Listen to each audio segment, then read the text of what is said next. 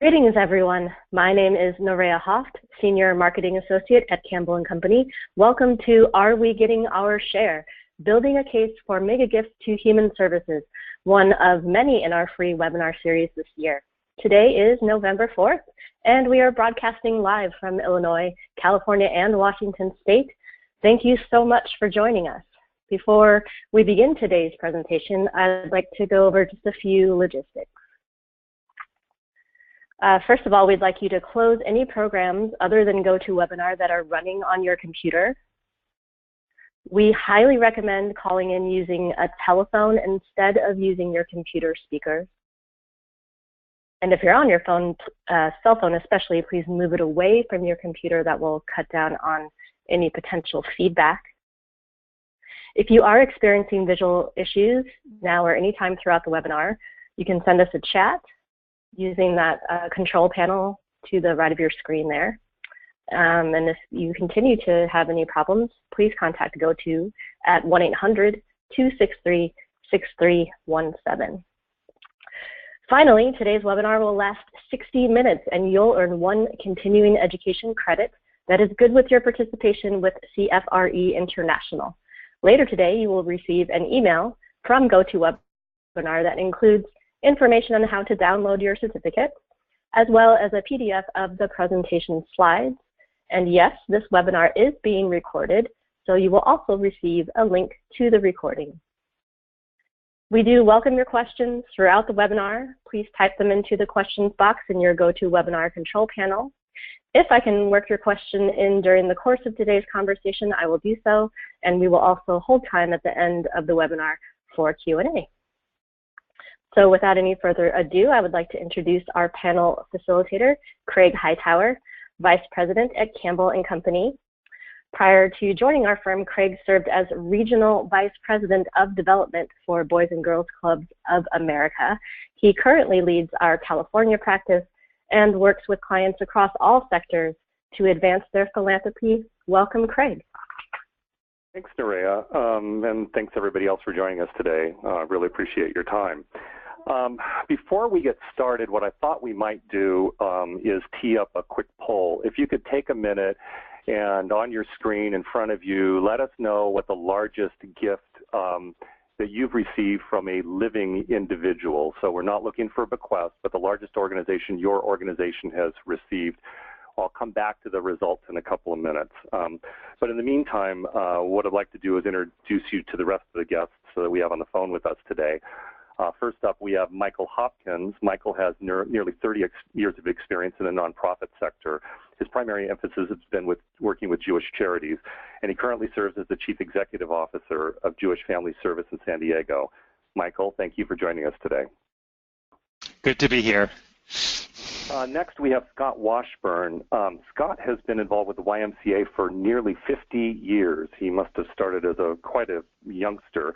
He currently serves as the President and CEO of the YMCA of Sonoma County in Washington State. Scott, thank you for joining us as well. Great. Good morning, Greg.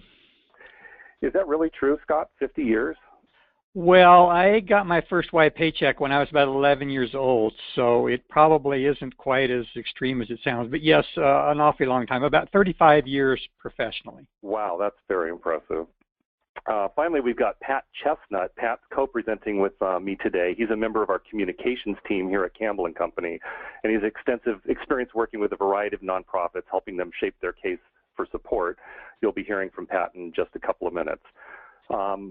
So before we get things started, Rebecca, do we have the results yet that we can pull up on our poll?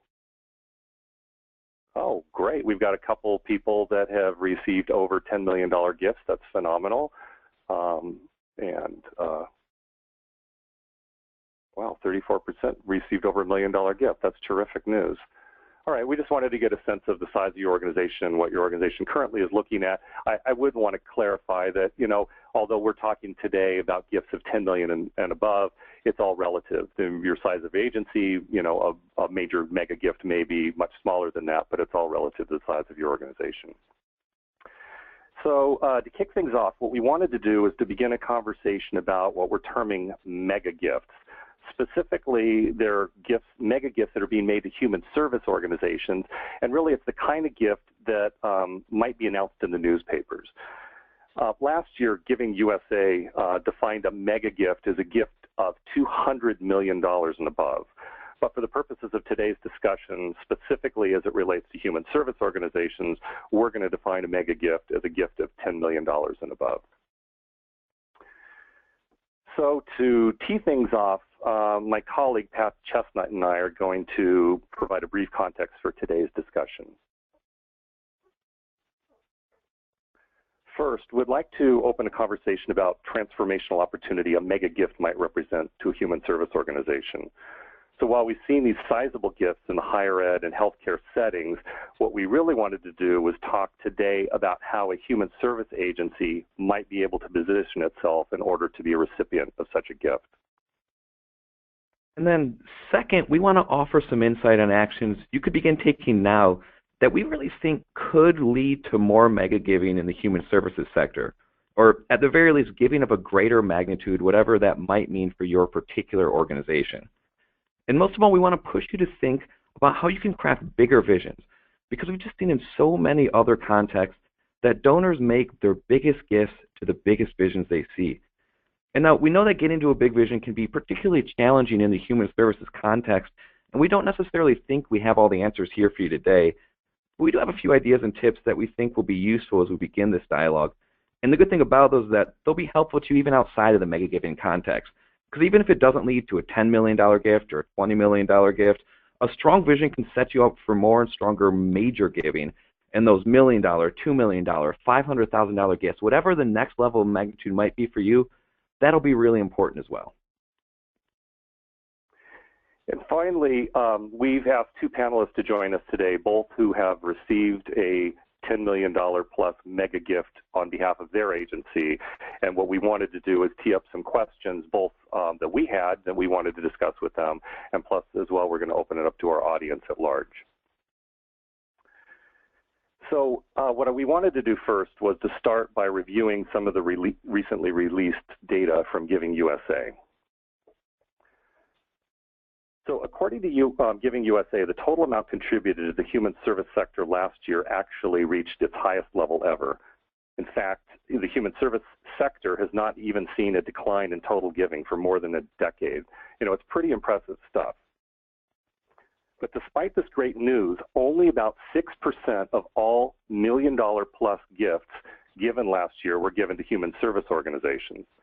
The largest gift was actually an in-kind gift of $25 million made by Target Corporation in the form of school supplies. So while Giving USA is defining a, quote, mega gift as gifts to $200 million or more, which was actually also an all-time high, by the way, when we looked at gifts being made to human service organizations, they were 10 times less than that number. The largest cash gift we could find was a $16 million gift. It was given by the Dean and Barbara White Family Foundation to the South Lake Family YMCA in Crown Point, Indiana. And then also the Jeffrey M. Carlton Foundation gave a $15.3 million gift to the Orange County Bar Foundation in Santa Ana, California. So while both of these were a very impressive gift, they are far less than what our higher ed or healthcare counterparts are actually receiving. So ultimately, this is why it matters. Large gifts from individuals are the single most fruitful source of philanthropy. We all know this. But what we haven't really talked about is why human service organizations have not had as much success accessing these types of gifts. So ultimately, when we look at gifts being made to human service organizations, we notice that only 20% of all $1 million plus gifts actually came from individuals. Instead, the largest portion of $1 million contributions to human service organizations actually came from foundations. The number of foundations that gave $1 million plus or more gifts to human service organizations far exceeded the number of individuals making these gifts. And as well, the largest gifts being made to human service organizations came from foundations, not from individuals. But when you zoom out and look more broadly, what we actually see from nonprofits across the board, they're actually experiencing an uptick in large gifts from high net worth individuals. And what you're seeing on your screen right now is actually a chart we pulled directly from Giving USA 2015. And as you can see, it shows that around 3/4 of all philanthropic giving this past year came from individuals. And that figure should actually be even higher because Giving USA breaks out individual bequests separately. That's that 8% pie slice you see there. And it also includes small family foundations within the family foundation, or excuse me, within the foundation category, when we know that those are essentially just another form of individual giving. So it's actually even more like 4/5 of all giving coming from individuals. And those numbers look even more stark when you look only at the $1 million plus gifts. You know, those gifts that can just be totally transformational for your organization and have just such a big impact on the people and communities you serve. So if you look at the $1 million plus gifts to everyone outside of the human services sector last year, you'll see that 84% of those dollars came from individuals. And again, that's compared to just 20% of these gifts in the human services sector and from the single largest source of philanthropy nationwide. So then when we look at, quote, a mega gift given to human service organizations, and again, today we're defining that as a gift of $10 million and more, the percentage of dollars given by individuals to human service sector is only about 26% of total dollars given. But when we compare this to what we see in all other sectors, you'll note that 88% of those mega gifts, again, mega gifts, 10 million and above, are being made by individuals compared to the 26% we're seeing in the human service sector. And I should also note, these aren't necessarily different individual donors. Many of the same big donors are giving to both human services and to other sectors. But for some reason, they're just not viewing human service organizations as a destination for their biggest gifts. So what we really want to do today is to begin a conversation about how we might position our organization as an agency that can also attract mega gifts from these individuals. And so let's begin that conversation now about how you might do that. What steps you might be able to take to tap into the significant source of philanthropy and get more of these individuals to see your organization as a potential destination for their absolute biggest gift. Now, there's a much larger discussion to be had around this about things like building the infrastructure you might need if you're going to attract and deliver on a major gift, or excuse me, a mega gift. And we're not going to be able to address all of that in depth right now. Instead, we want to focus today's discussion on one element that we think any organization of any size could really start with and truly benefit from. And that's building a case that has a big, bold vision at the front of it. And that's because a visionary case is critical to raising donor sites and getting them to think of you in the same big terms they might think of, say, their alma maters. So what you're going to need is a clear set of messages that not only captures the importance of your agency's work, but also the urgency of that work as well. You'll particularly need to frame this in the context of the broader challenges you're trying to take on. But what's most important about your case is the overall vision that unites all of this. In my experience, this is one of the most important drivers of a major gift. And we are terming this mega, and what we're terming today is mega giving. So it's the presence of a big, bold, philanthropically appealing vision. Because ultimately, people give big gifts to big visions. You'll also need to be specific about how philanthropy helps your organization actually achieve that vision. Preferably, this vision will ultimately be grounded in a solid strategic plan that your organization has just completed. But if not, I would still encourage you to keep vision in mind when you are ready to begin to start planning, whether you're beginning to enter that strategic planning cycle or you're beginning to gear up for a campaign. And so just to give you an example of this, we want to step back a minute before we talk about the human services context in particular and share this headline that we pulled from the New York Times website. Something I'm sure we all heard about, right, this summer when John Paulson made a $400 million gift to Harvard. And a lot of the conversation in the wake of this gift was about size of the gift and the institution it went to, you know, the rich getting richer and that sort of thing. And those are valid conversations to have. But we also think it's revealing, if you dig a little deeper, and look at what Paulson was actually making this gift to. And so we went to the campaign website for the newly renamed Harvard Paulson School of Engineering and Applied Sciences, and we thought we'd show you just how they make their case. So here it is. This is all text pulled directly from that website, And you'll see they talk about issues like climate change or providing clean water to a growing population. They talk about the role of engineering and technology, as well as the role they can play within higher ed and society more generally.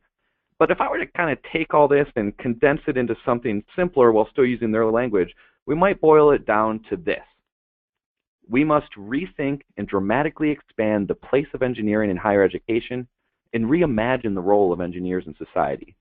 The Paulson School will connect engineering with the liberal arts in order to pioneer new knowledge and address our most pressing global challenges. Now, to me, that is a big vision. That's what will raise the sights of someone like John Paulson and inspire them to give $400 million to an institution they believe can deliver on this promise. And so we should talk a little bit about what makes that a good vision and what common elements we see in effective visions more generally. Because this is really something we think about a lot in our work. It's something I'm always pushing to try and get to, and it can be difficult. We'll show you some examples of what we think are other good visions in a minute, but we thought we'd start by, in general, just, what common elements do we see? They tend to be inspiring rallying cries. Good vision is usually the kind of thing that makes people pay attention, gets them excited and energized, and makes them want to get behind something, right? It should inspire them to take big action and to want to be a part of whatever it is that you're doing and what you're pursuing. They're oftentimes ambitious and even audacious.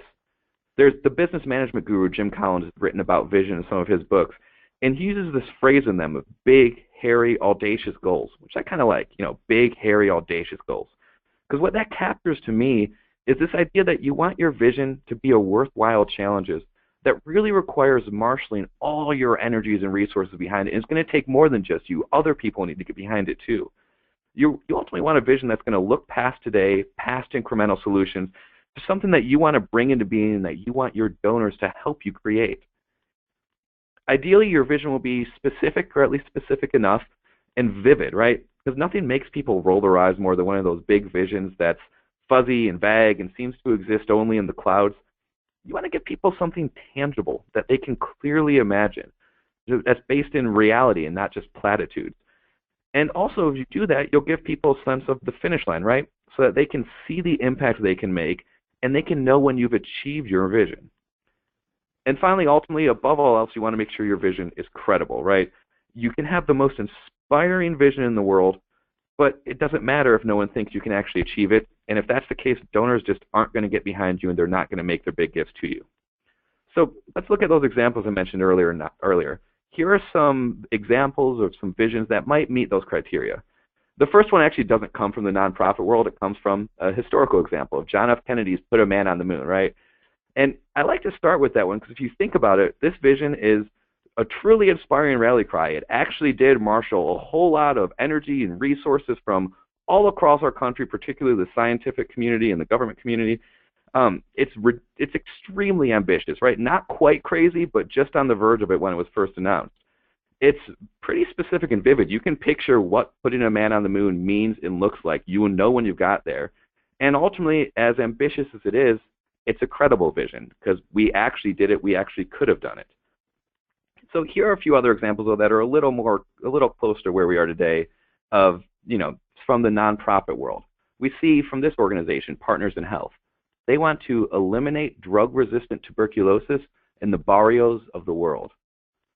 The United Way of Southeastern Michigan is asking donors to help them make Greater Detroit a top 5 place to live and work by 2030. Or here, the Trust for Public Land wants to ensure that everyone has parks and other natural places within a 10-minute walk from home. And so you see, even JFK's, every single one of these examples is inspiring, ambitious, vivid, and credible. They're the kind of things that people want to get behind and want to truly see come into being. And so this is the kind of thing that we want to push to consider more in the human services sector.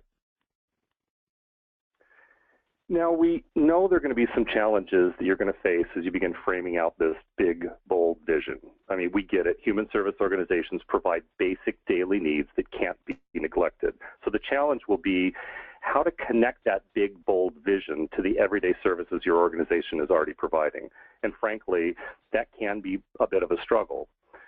Also, defining what's different can also be a challenge. It's not like in higher ed where you might be creating new knowledge, or in healthcare sector where you might have discovered a new treatment. Your agency faces an incremental everyday battle, and sometimes it's a challenge to think beyond simply serving more people.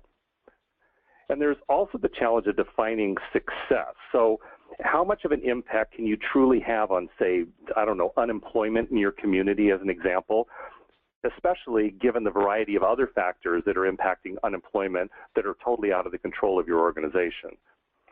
So there are two ways we can look at this. We can get bogged down by these challenges, or we can also embrace some of the very valid reasons why a big vision can particularly be effective for human service organizations. Well, first of all, human service organizations often attract what we'd term outsiders, people who are making their first gift to charity. So if you have a clear vision, this can provide an easily understood entry point for them. Also, we've noticed that younger millennial donors are interested in supporting basic human needs, but they tend to be more issue-driven and less loyal to the organizations they support. So if you can lead with a big vision that's focused on your organization's particular issue, you might have a better chance of capturing their attention and ultimately, hopefully, inspiring them to make a bigger gift to you. And let's not forget the human service issues are the top of mind right now. Presidential campaigns are talking about income inequality and its effects. It has now literally become part of the ethos of millennials, and it's the target for the media spotlight. So we believe that people are primed to hear about these issues in a bigger, bolder way, and to feel like they can really do something about it. Now, perhaps because of the constraints that Craig just mentioned, what we most often see in the human services sector when we look at campaign visions are ones like these, right? We might be looking to create a new facility so that we can fulfill our mission on a larger scale. Or maybe we're looking to double the number of people we serve. And really, there's nothing wrong with a campaign vision like this. It's clear, it's credible, and it works. It can let you achieve your goals and get where you want to be. But it's our contention that if we push harder to define bigger visions, despite all the challenges we face in doing that, we might be able to tap into some of the mega giving we see going to organizations in other sectors and really advance the communities and people that your organization serves so well already. And so we're not going to pretend like we have the answers here because, in all honesty, we just haven't seen a ton of truly big vision examples from the human services sector we can draw on, but also just because these are really tough to come up with in any context, but especially for your organizations. As we put together this webinar, we tried to make up a few generic examples to share with you, and I'll be honest, it was a struggle even for us. Still, though, we do want to think with you about how we might start to reframe human services visions to make them bigger and bolder and more charismatic so that you can really draw attention to yourself and get people to want to put their biggest gifts and give their greatest support to you. So here are some possible starting points, right? Perhaps you might make it about, say, an innovative strategy you're pursuing rather than just the issue you're addressing. So here, we will pioneer a neighborhood-based strategy with the potential to transform the future of cities everywhere. Or perhaps you might think about measuring your reach and impact in absolute rather than relative terms, like this.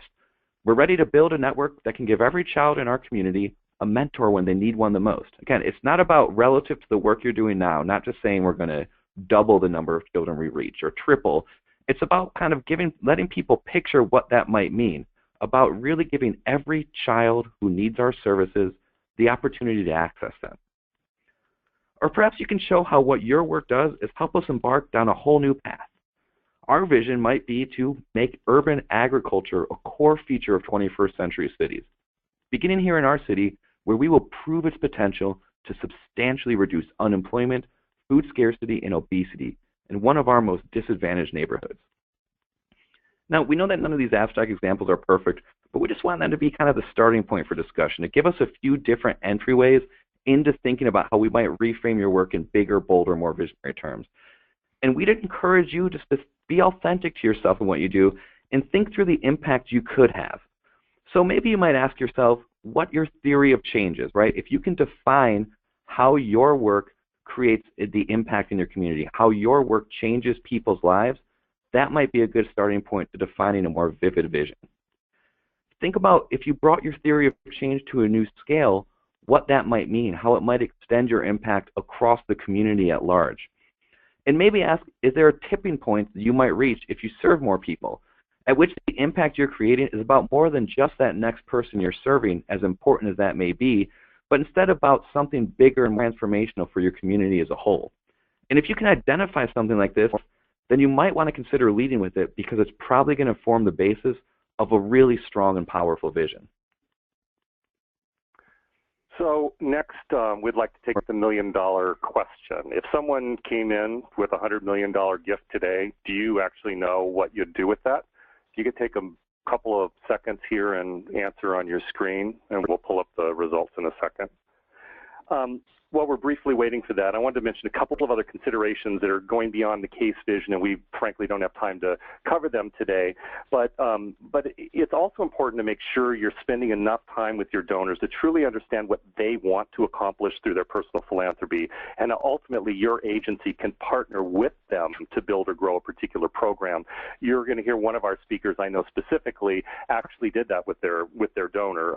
So because some mega donors actually want to be in on the ground floor of your planning phase. So, we'd suggest you bring them in really early, maybe during a case visioning or strategic planning process. Just remember that, we don't have to have all the questions. Some donors actually want to join you and help you build some of the answers together. Also, what we don't have time to talk about today is also important that you consider whether your agency can, in fact, absorb a mega gift.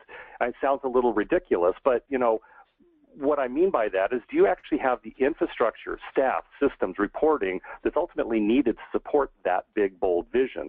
Unfortunately, we've seen instances where a very large gift was given to a human service organization, and it ended up being problematic because they weren't in a position to absorb a gift of that size.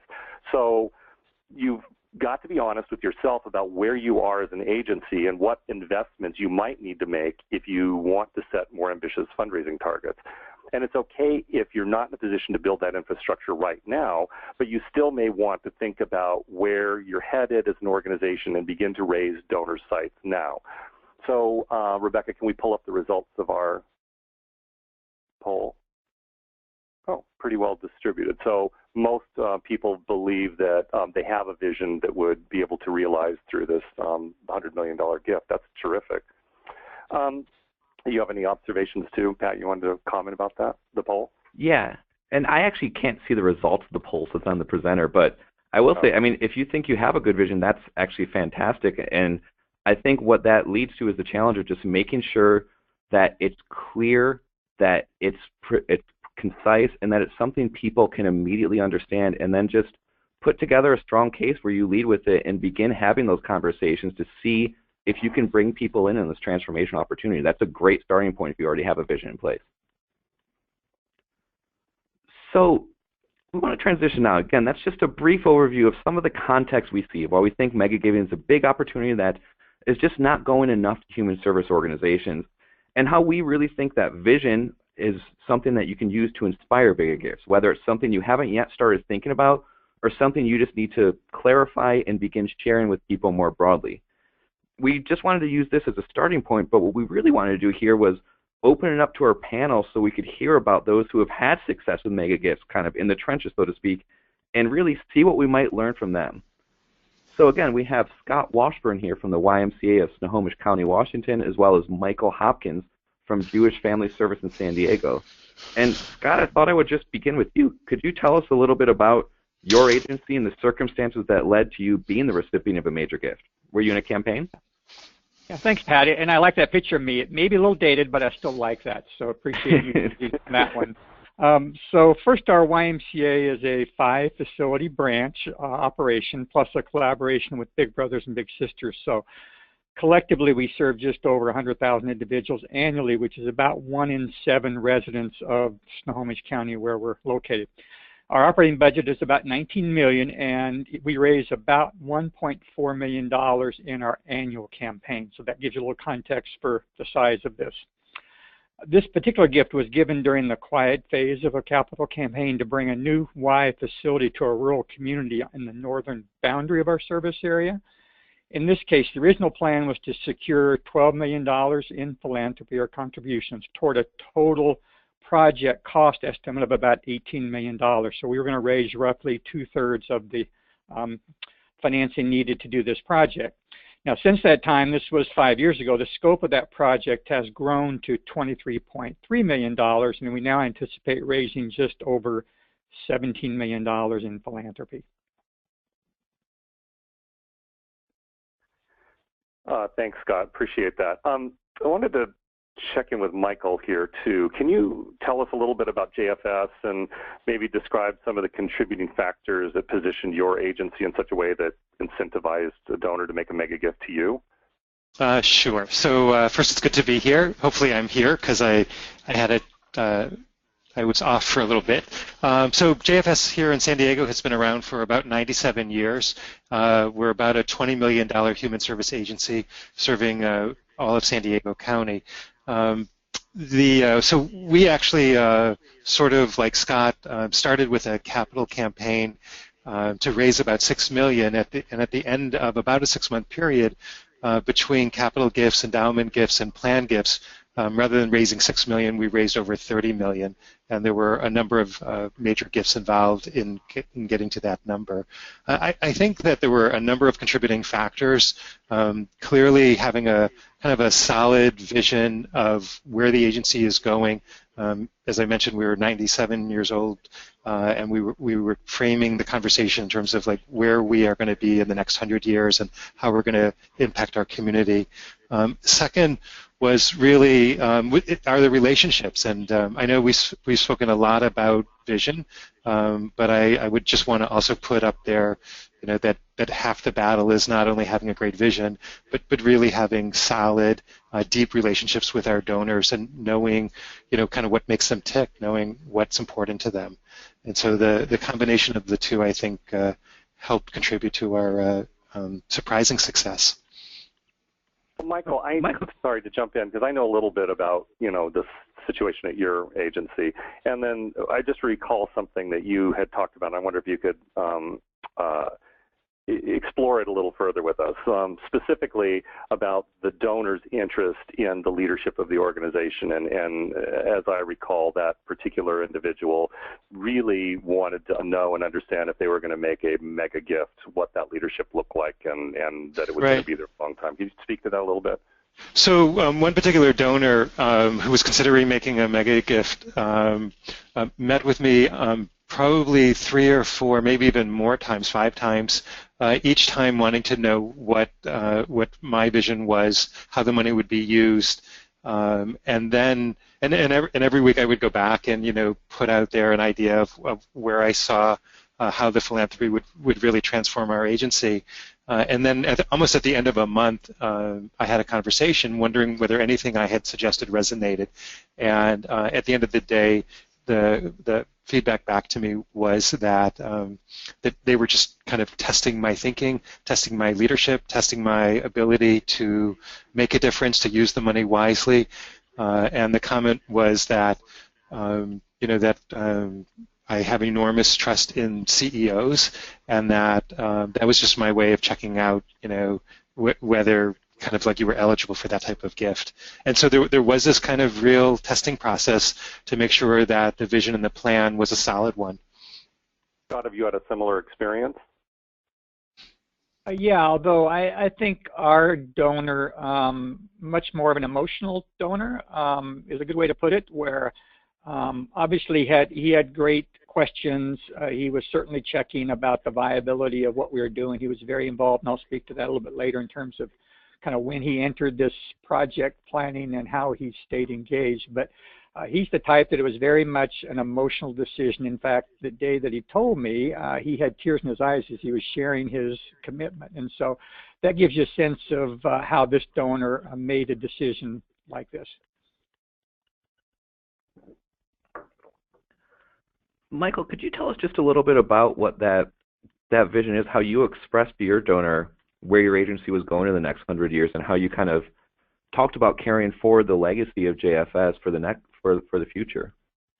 So, you know, there are a couple things that we use pretty frequently here in San Diego. So, you know, one is that we, you know, I know San Diego's a lovely place to live. You know, we actually joke, we call it paradise, but we use that to our advantage. You know, we talk about, you know, what it's like to be unemployed in paradise, what it's like to be hungry in paradise, and so the gap between, you know, what is like probably one of the most beautiful places in North America, and, you know, what it's like to be living on the street, or what it's like to be you know, involved in an abusive relationship. So we note that difference and take advantage of that. So in that we talk about, you know, making San Diego, you know, like the most caring community in the country. You know, like what would that look like? What would that feel like?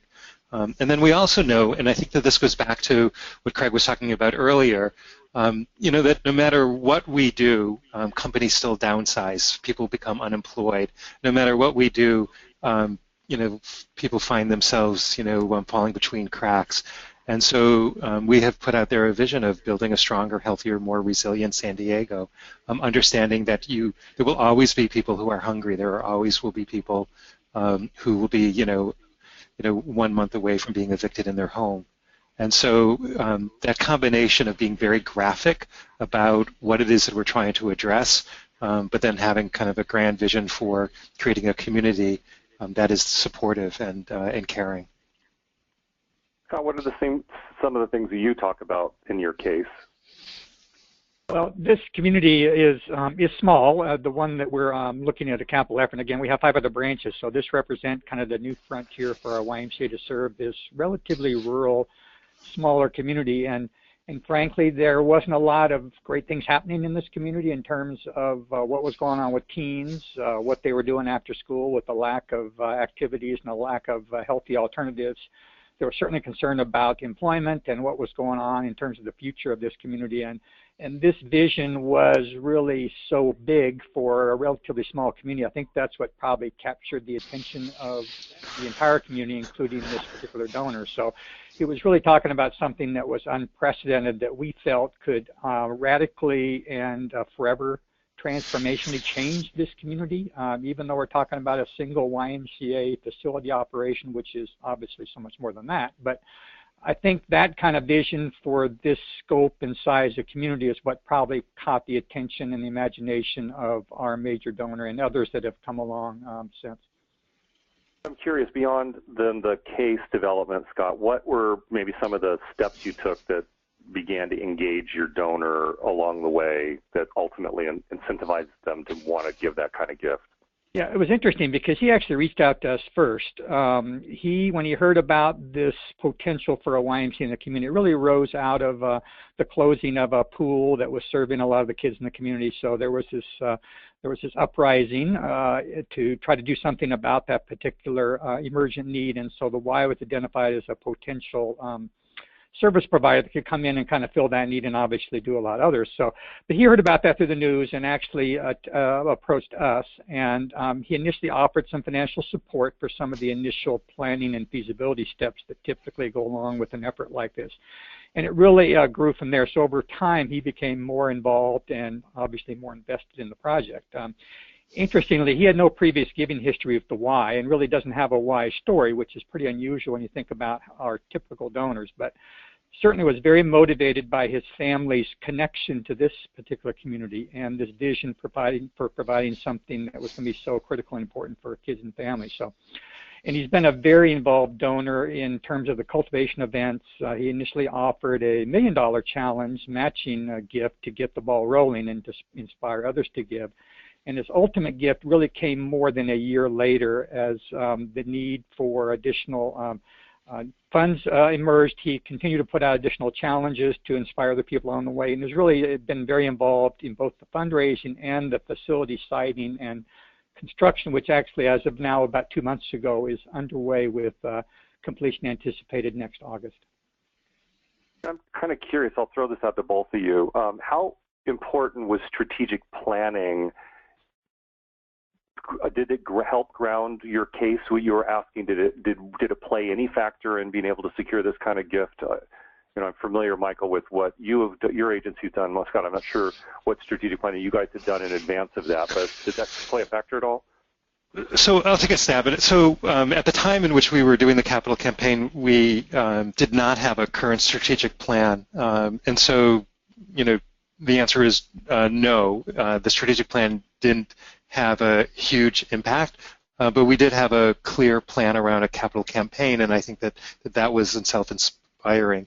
One of the differences between Scott's organization and JFS here in San Diego, we raise about $5 million annually out of our $19 million operating budget. And so like every day, all the time, we're raising fairly large gifts.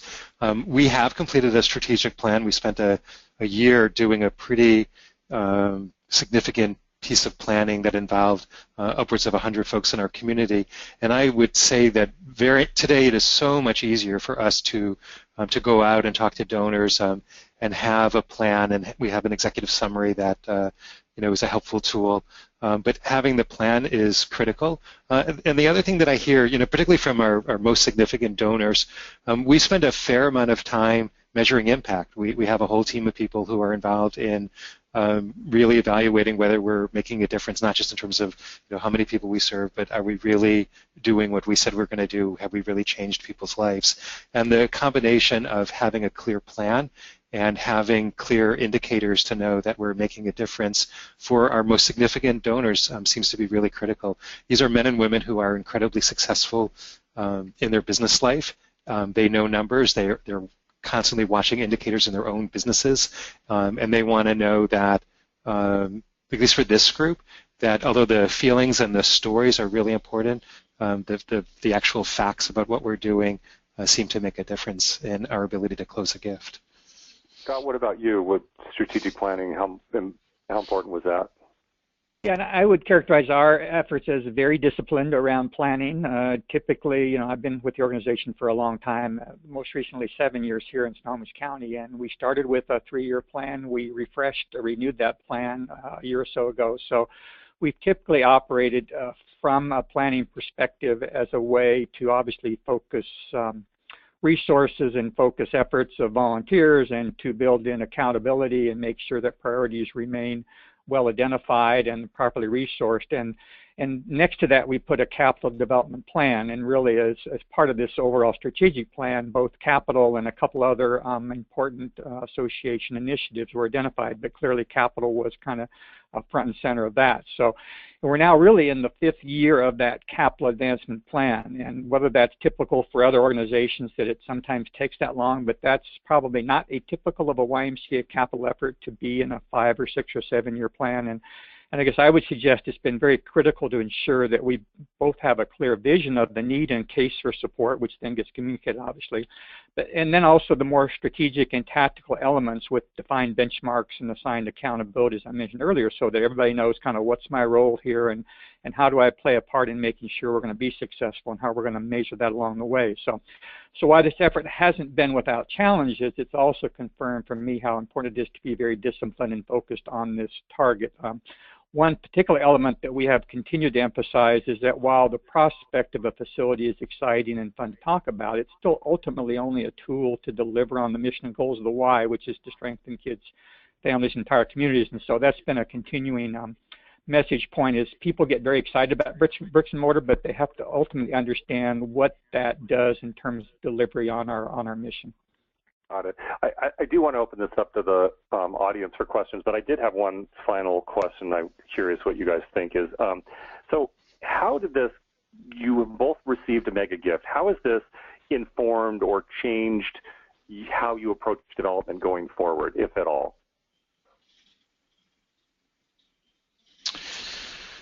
So it's Michael here. So at the time in which we, or right after we launched the capital campaign, we also, I guess I'll do a commercial, we used Campbell & Company to help us do a development audit. So I've been here about 4 years, and I think that our board also understood that much of our fundraising had been dependent upon the prior CEO and one particular individual in our staff. And so we used Campbell to help us take a look at our structure, to take a look at our systems, and it's 3 years out, and we've been acting and implementing on a very clear plan. It did involve growing our advancement or our development office. It did involve new software. I mean, I would say that we pretty much transformed the way that we raise money because we didn't want to find ourselves in a situation where something would happen to one individual, and then we're going to be down $1 million or $2 million when we're trying to raise $5 million every year. And so we have a pretty robust department of folks who are focused on annual giving, plan giving, events, data management. So we have very specific functions within the area to deliver on our goals. Scott, what about you? Yeah, I really kind of noted three things that are lessons learned and continue to be learned as part of this process. So first of it is to kind of raise your sights. So when we started this effort, there were many doubters, maybe with good reason. The largest capital campaign previous to ours in this community was for about $1 million. So we were looking at a factor of 12 times that. And frankly, when we started, we weren't quite sure how and were we really going to be able to get there. And I think ultimately our donor was inspired by a compelling vision and a somewhat audacious goal, again, in the context of this community, and decided that he had to do something significant to make it happen. So that's number one. So second is we've been very mindful about involving donors in all elements of the project planning, including some of the more challenging elements. So, I shared very candidly with him some of the challenges with this particular effort, and he became a great listening ear and advisor, an active participant, and fortunately was very knowledgeable and sophisticated about these kinds of capital efforts where he could really understand and relate to kind of what we were dealing with. And then finally, we made every attempt to leverage this giving with others. So it was something that was really important to him because obviously this size gift on that scope of a campaign could overwhelm, and essentially folks might think that why do I need to give if we have this one individual that's going to take the lion's share. So we've continued to be very strategic about how we've announced the gift. We've used it in a series of challenges, and ultimately that's led to some other large 6- and 7-figure gifts along the way. So we've tried to be strategic about how we even announce this gift. Got it. So Nerea, do you have questions to the audience you want to tee up? Yes, thank you, Craig. First question is from Rochelle, and I think it could go to anybody on the panel. Since both of these campaigns were or started as a capital campaign, what are the strategies to use for a non-capital vision? For example, at my organization, we have a new strategic plan and vision to fundamentally change our service model, which actually means less buildings, more staff to create more flexibility, to meet people where they're at, changing from this is what we offer to what do you need? I'm happy to jump in, and please everybody else talk too. I'm more of a fan of a campaign that is multifaceted, as I think many organizations need current use dollars, and these would be, just getting through in your annual budget, but also have expenses, and it may be in some circumstances capital, but it may be others. It may be new programs that you're going to launch, so there's a front-end expense that you're going to launch up and tee up in the next 3 to 5 years. So in some instances that's capital, but in other instances it might not be. You might be doing a salary administration plan where you want to get everyone's salary up, and there needs to be an influx of dollars in the front end of it. And then I think the third component is long-term, whether it's in endowment or whether it's just in reserves, but you need long-term appropriate capitalization for your organization. So often I'm working with clients that really have a campaign that really hits all three fronts. So it's current use dollars, midterm use dollars, and permanently endowed, if you will, dollars. So I think around that it could be delivered programmatically. So there may be in your strategic plan 3 areas of things you really want to accomplish, and it kind of, instead having a campaign that more cuts through your entire budget rather than it's just these 5 program staff that we're hiring, what it is in order to deliver that, you do need a percentage of time of the CEO, and you need a percentage time of IT, and you need a percentage of time of your fundraisers or whatever that is to actually deliver this program. It really cuts through your entire organization. I mean, others on the panel might have thoughts on that topic as well. Yeah, go ahead. I was just saying that I would. Take a shot. Okay. In that, it sounded like by the question, it sounded like there was the basis for a pretty compelling case right there, just in terms of how that question was asked. And then the question is have you tested that with thought leaders? Have you gone out to key stakeholders to help refine that? But I mean, that's what I would do in that case. Is I think there's something there that I think could be fleshed out and could be pretty compelling. Michael, you had something? Yeah, so two comments. So one is, I think that donors care more about, the impact and the work and the difference that we make in our community or in the clients that we serve, and less about infrastructure and less about the reorganization. And so I would want to always just make sure that whatever we're doing, that it's framed in terms of, even if it's to help infrastructure, it's always framed in the context of the difference that it's going to make in the world that we serve. The second thing is, Craig, I would just kind of echo your philosophy. We spend a lot of time being client-centered. We spend as much time also being donor-centric. That even though when we think we know a donor, I have definitely walked into a donor to talk about a capital campaign, and the donor says, I don't do capital. I hate bricks and mortar. I like programs. And I've spoken to people about programs, and they're looking to do a capital gift because maybe somebody's passed away in their life, and they want actually something in the bricks and mortar version to memorialize their loved one.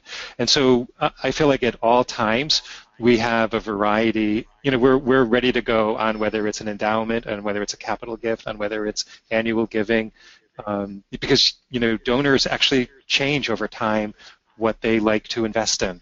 And so just being kind of quick on your feet and being prepared to talk about any of those areas at all times would be the way to go. Great, thank you. Sorry, if you had something more to say.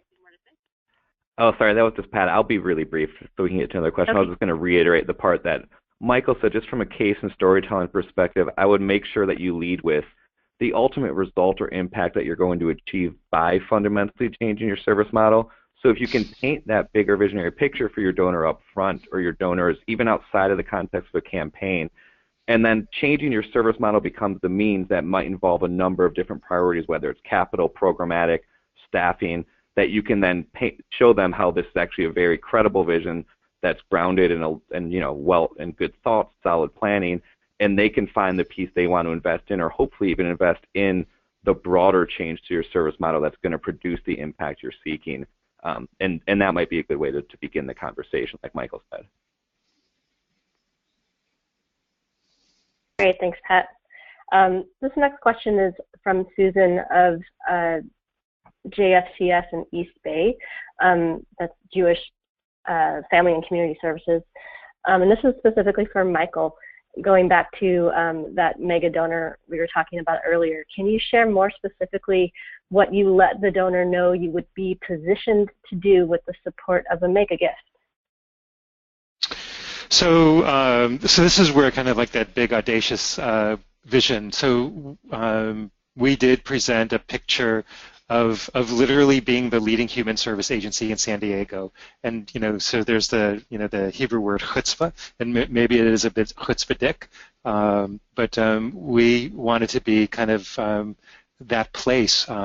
Part of it comes out of kind of an understanding that we serve the entire community, and that when the Jewish community does this work for all, it helps everyone, and it also helps the Jewish community.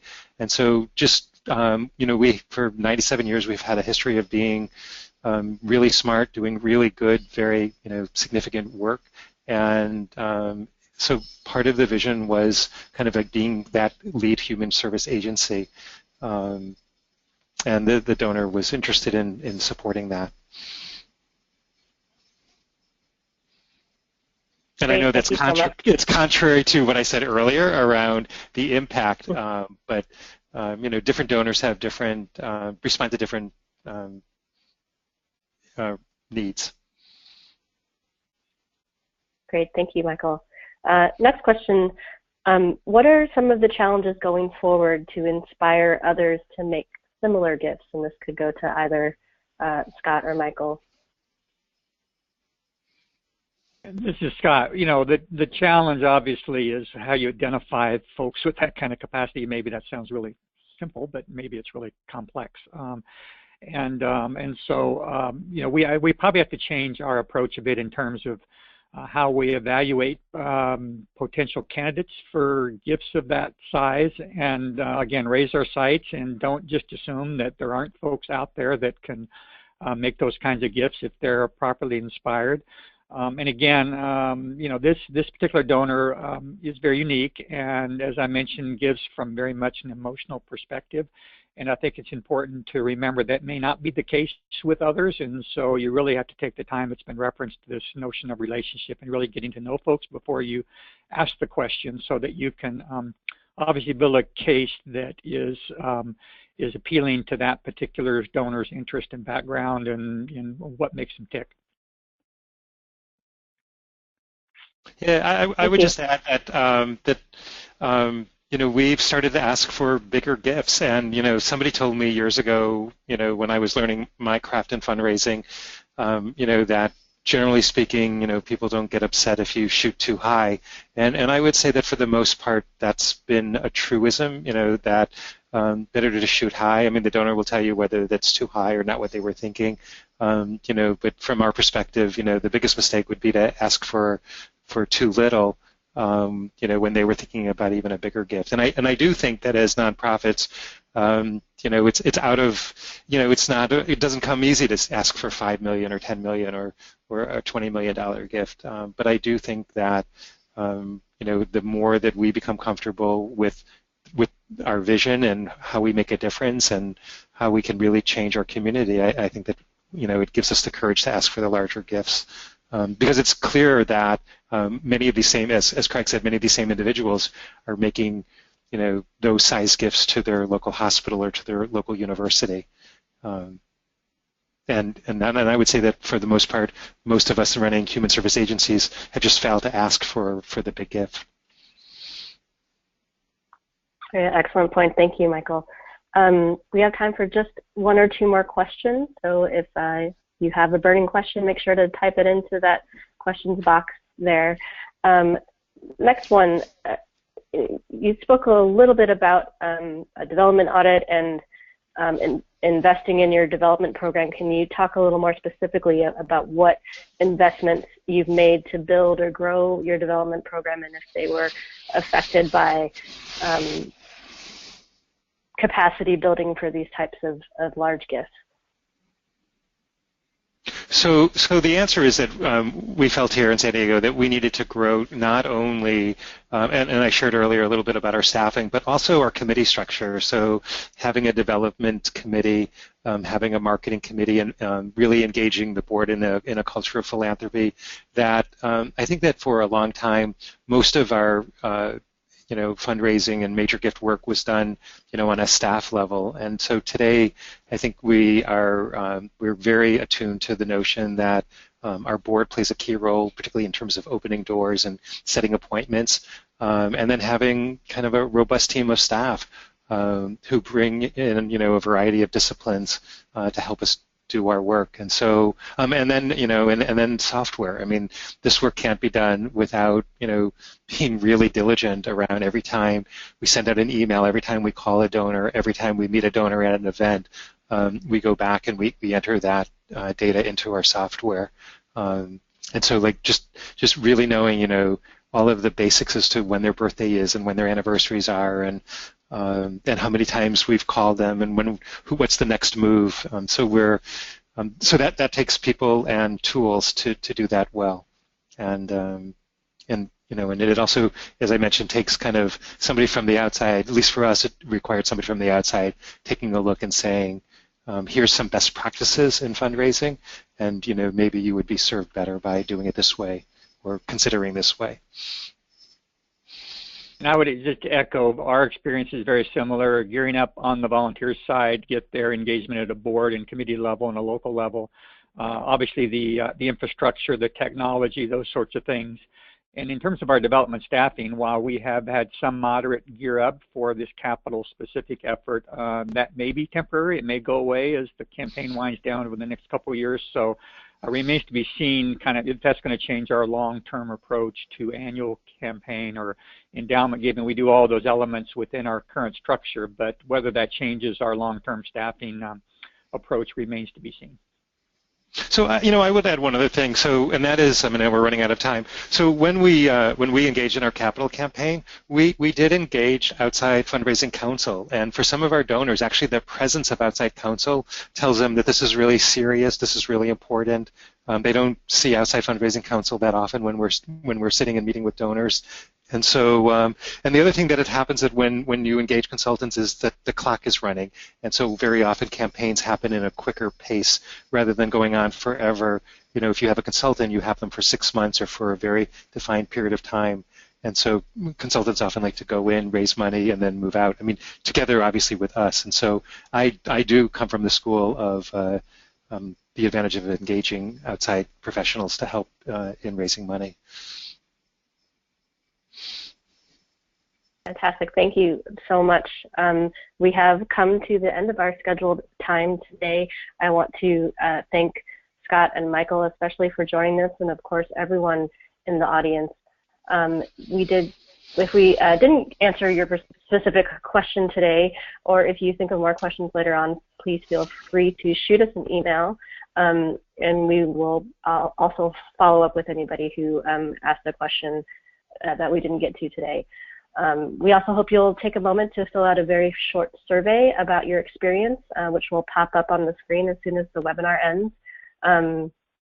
And we hope you'll join us for other webinars in our free series.